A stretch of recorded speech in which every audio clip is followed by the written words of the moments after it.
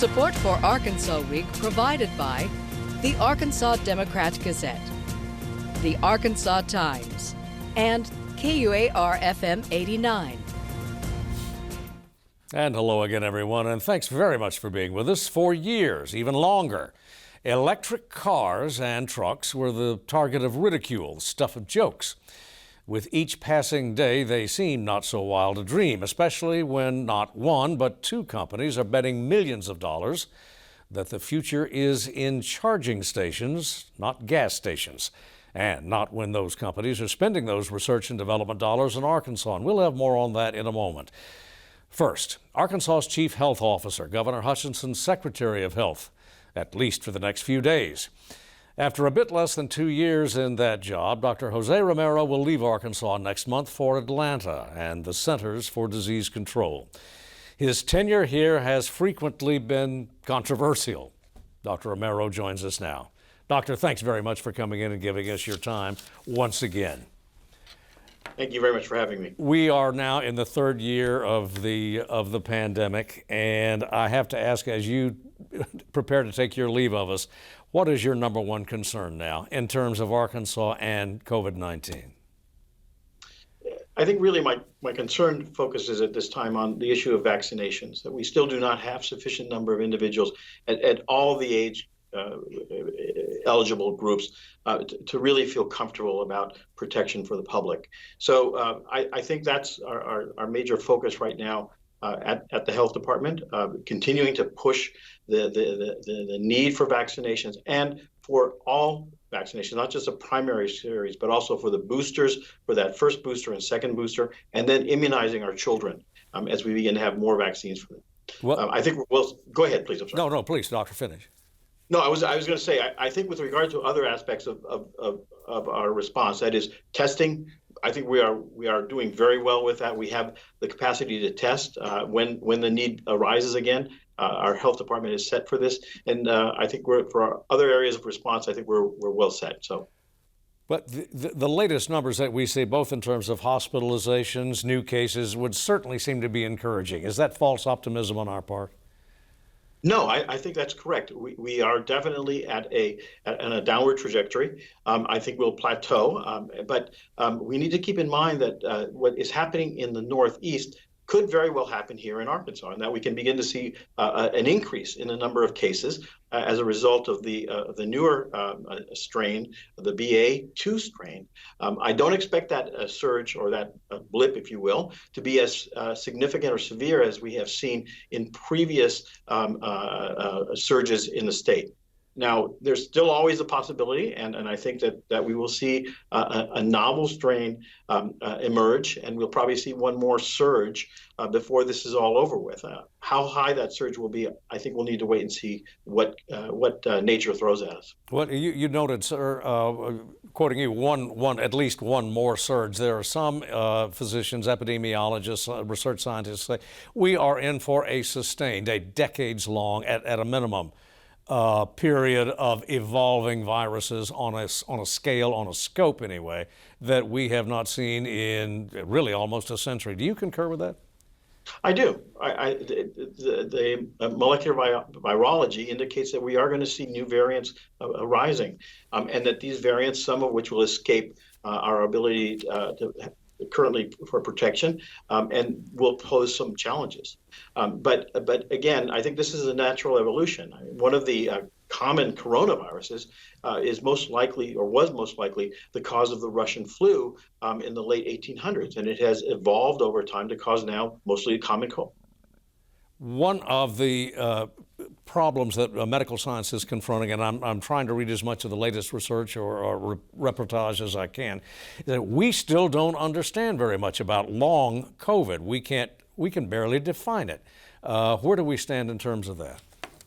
Yeah, that is an area of concern, I think, for the public and for the state going forward. We really do need to have a better idea of how this affects adults and children also. My concern is that we're going to have an increased number of individuals with with chronic debilitating conditions, whether that be a cardiac disease, which is clearly defined in adults now, and we're beginning to see that as it progresses, possibly neurologic issues that persist for a long time. And of concern for me as a pediatrician, this higher incidence of possibly diabetes in children and in adults. And these are going to be burdens on our healthcare system and on our economy as we move forward over into the next 3 to 5 years. The outgoing, President Biden's outgoing, he used the term czar, COVID czar anyway, was asked the other day if he thought that with about 1/3 of the U.S. still unvaccinated, or at a minimum not totally vaccinated, and I have to believe the number is higher here in Arkansas, have we hit a ceiling in terms of public acceptance of vaccination? I think that's a very valid question. I think that we're not going to move a lot of people going forward. We're going to have to really make sure that those individuals that have accepted the vaccine get fully vaccinated. That doesn't mean we're going to give up. We're going to continue to explain why the public needs to accept the vaccine and explain the safety of the vaccine. This is no longer a new vaccine. These vaccines, let me say this, these vaccines are no longer novel vaccines. They are studied. They've been given to millions of people. We understand the side effects.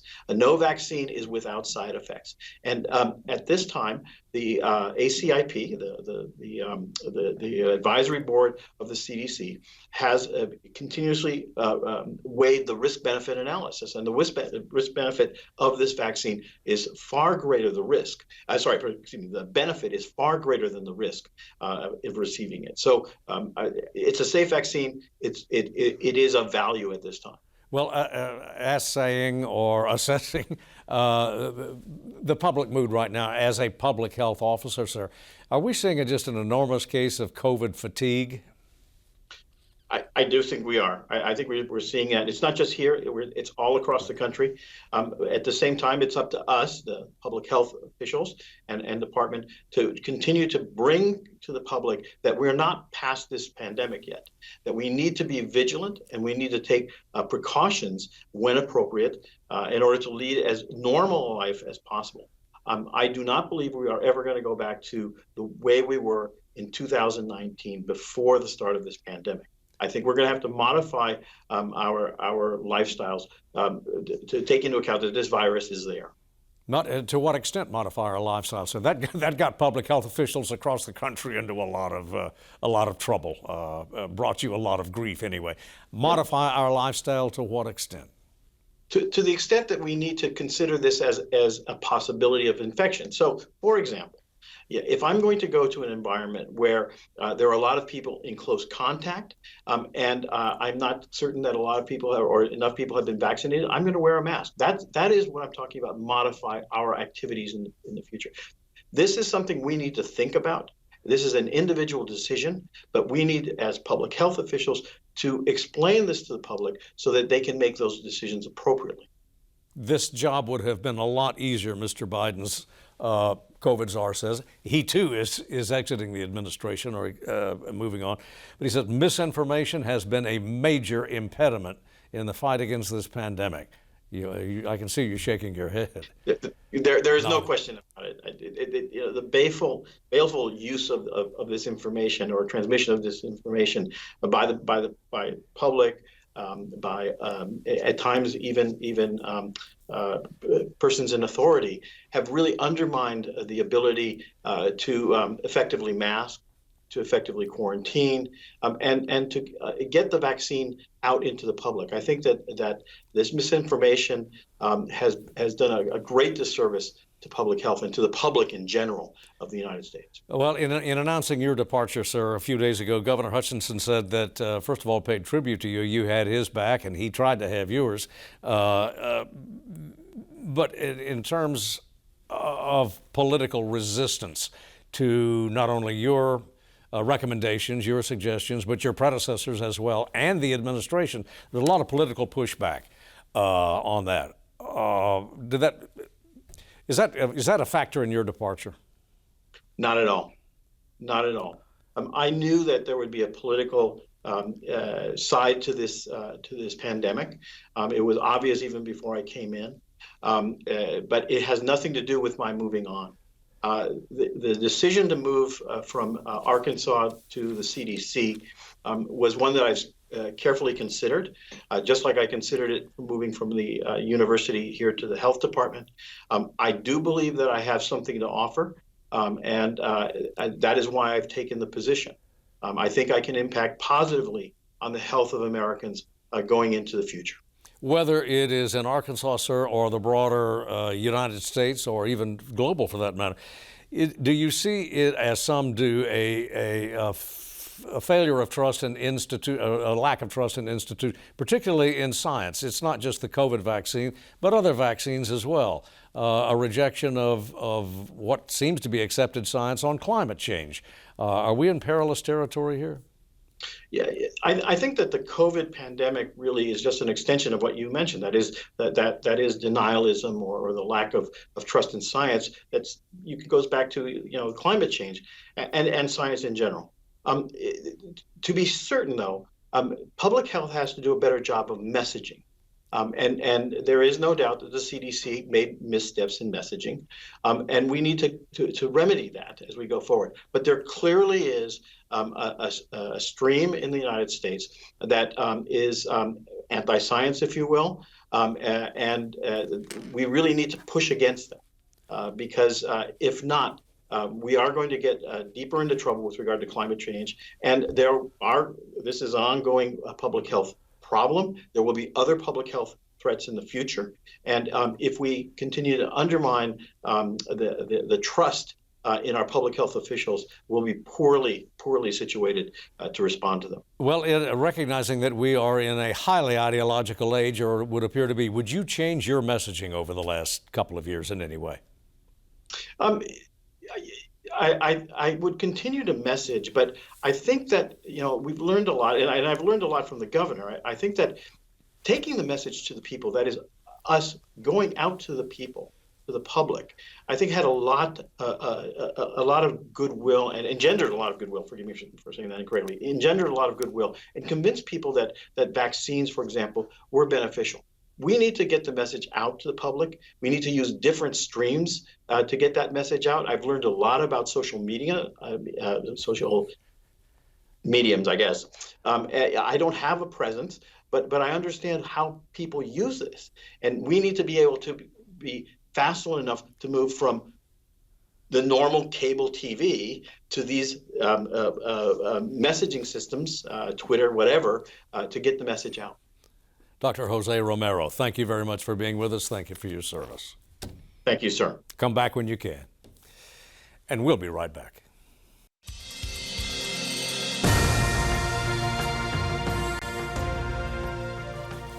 And we are back now. Arkansas has not wanted for business and industrial announcements in the past several days, weeks actually, groundbreakings, expansions. But two in particular seem to demand special attention, if only because they would appear to be on the crest of a real technological revolution. And both say they will invest tens of millions of dollars to establish an Arkansas foothold or grow their Arkansas footprint. We're joined now by Mike Preston, Secretary of the Arkansas Department of Commerce. Mr. Secretary, thanks very much for being with us. And let's start there with the electric vehicle. This goes back to something that Mr. Hutchinson, Governor Hutchinson, had been anticipating for some years, actually. He has, and I think you can look, no further than his smart mobility or future mobility task force that he's put together that I'm proud to serve on. And we're looking at what do we need to do in Arkansas to really capture this market. It not only is it the electric vehicles, but it's drone delivery, it's autonomous vehicles that we're starting to see, delivery of trucks from Walmart and a company partnering with called GATX. So there's a lot going into this industry. It's emerging, but it is the future of what we're going to have, and Arkansas wants to be on the forefront of that. No question that tens of millions across the country, in fact around the world, are going into R&D on electric vehicles. How much momentum do you see here? I mean, how quickly are we going to see a shift from combustible fuels to rechargeable, renewable?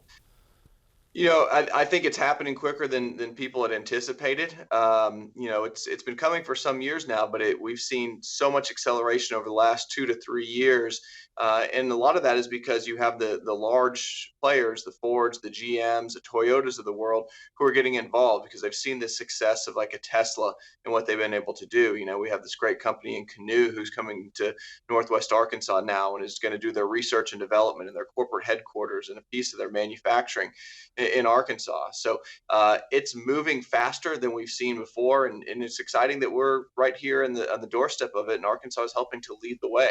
Well, let's start with these two companies because in the past several days, one of them, the first vehicles to be manufactured, electric vehicles to be manufactured here, rolled off the assembly line. That's right, up in northeast Arkansas Right. in Mississippi County, and a company EVT, who is now part of the footprint here in Arkansas as well. So there's a lot of activity and energy going into both of these companies. We're excited to see it. And obviously this is a new market, new territory for our state.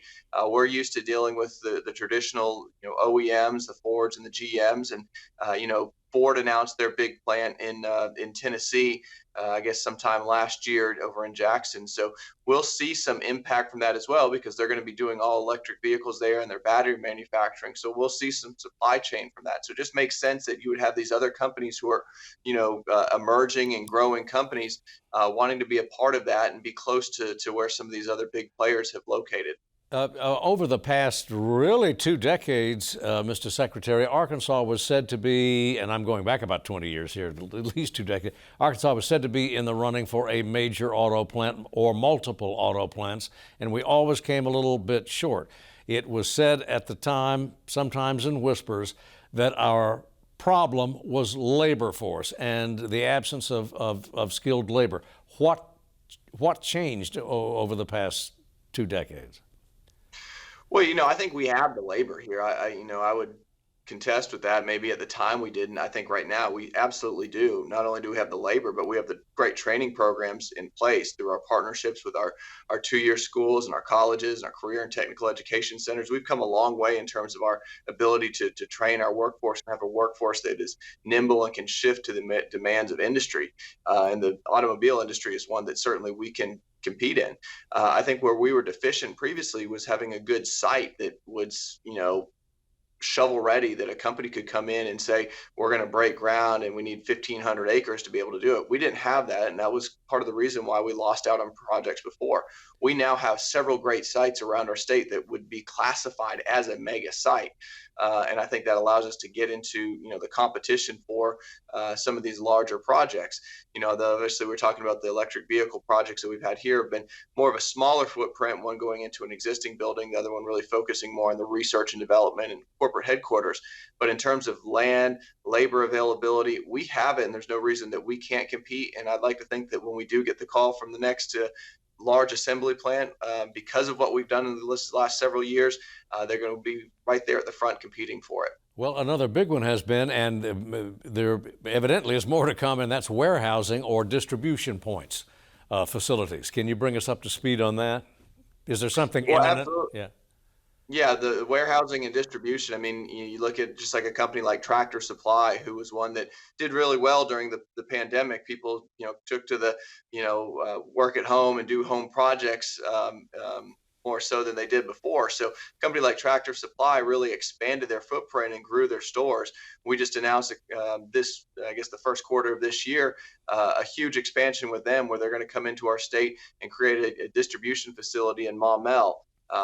Investing, a couple $100 million of capital, creating 400 jobs, because they want to be in the heart of the country and be able to supply those stores that are doing so well. So in terms of, supply chain and just logistics and distribution, Arkansas has always been a leader in that, but more so I'd say now with, the pandemic and what we've seen from supply chain issues, things coming from overseas, people really want to focus more on domestic availability. In Arkansas being right here in the heart of the country, great access to 2/3 of the rest of the country within a day's drive, interstate access going north, south, and east and west, and then our rail infrastructure. Couple that with what we've got in our great waterways, where we can move freight very easily. logistics, transportation. We're in the heart of it. We're going to continue to see projects like that come into Arkansas. Well, in terms of well, we got some good news only Friday morning, and that was in terms of the state labor situation, actually the job situation, unemployment situation. We did. We held firm at 3.1% unemployment. That continues to be a historic low that we've seen in Arkansas. So we hit that, a little over a month ago, the lowest that we've ever been. But when you look at the details in the numbers, what was most reassuring to me is that we actually saw some growth in our labor pool.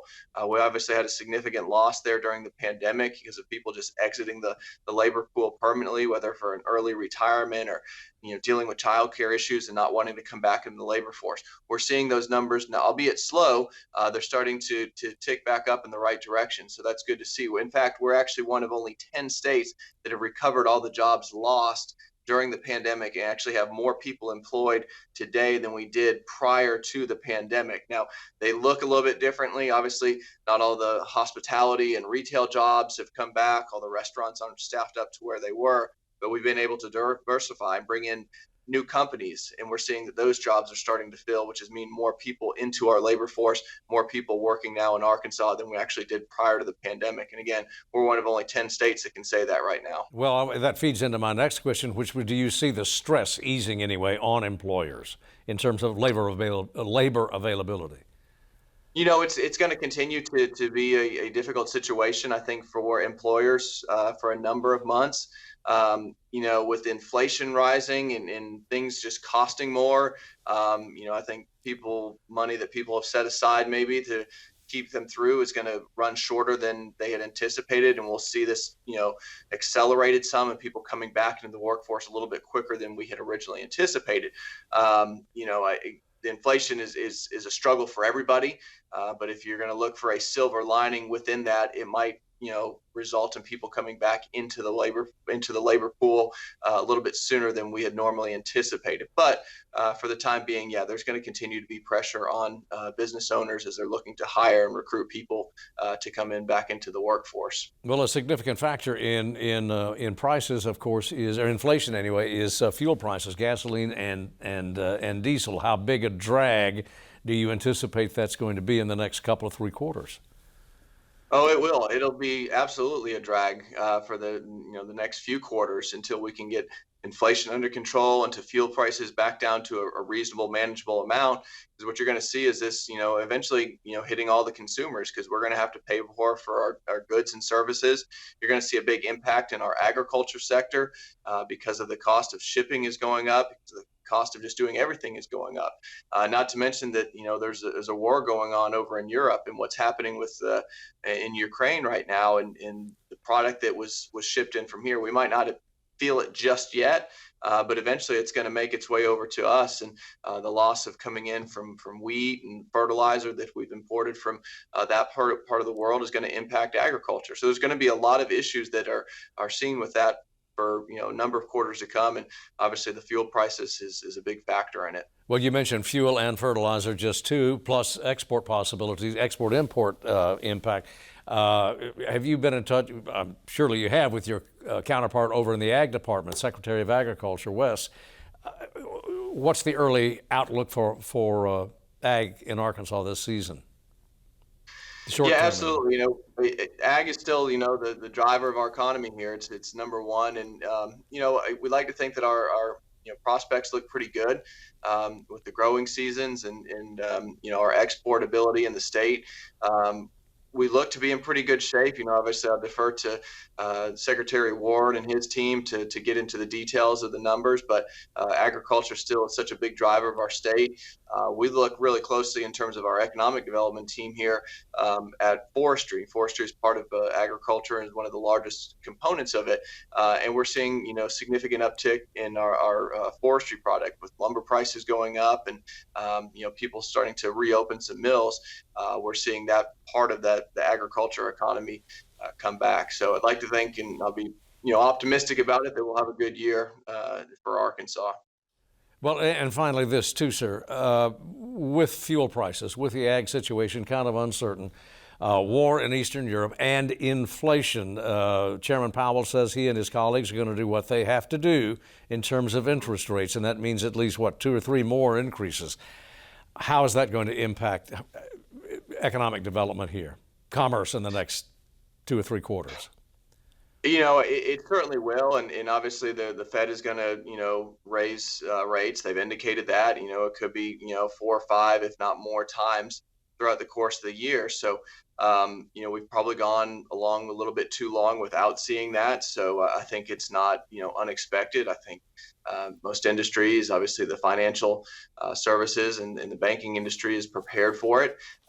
What it will probably see is there will be some slowing down of the economy. I don't want to say that we're going to go back into a recession, but at some point, yes, we will have a correction. We'll end up in a recession. Now, hopefully we won't be as bad of a dip. But the other thing I will say is that because of the pandemic and the extended length of time that companies kind of sat on the sideline and not making those investment decisions and going into new areas, we're seeing that really ramp up right now. Our team is incredibly busy with prospects coming into Arkansas, looking at doing projects, looking to put to use some of that capital that they've been sitting on for a while to invest in their facilities and invest in their people and hire new people. So our team's going to continue to push forward on that and diversify our economy. So if we do end up into a recession, we're going to be not hit as hard as other areas because we do have a very diverse economy in our state. Well, I wish we could continue, Mr. Secretary, but we're simply out of time. We thank you as always for yours. Come back soon.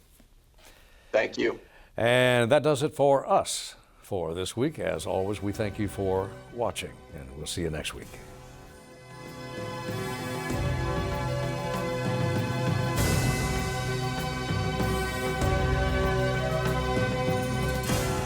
Support for Arkansas Week provided by the Arkansas Democrat-Gazette, the Arkansas Times, and KUAR-FM 89.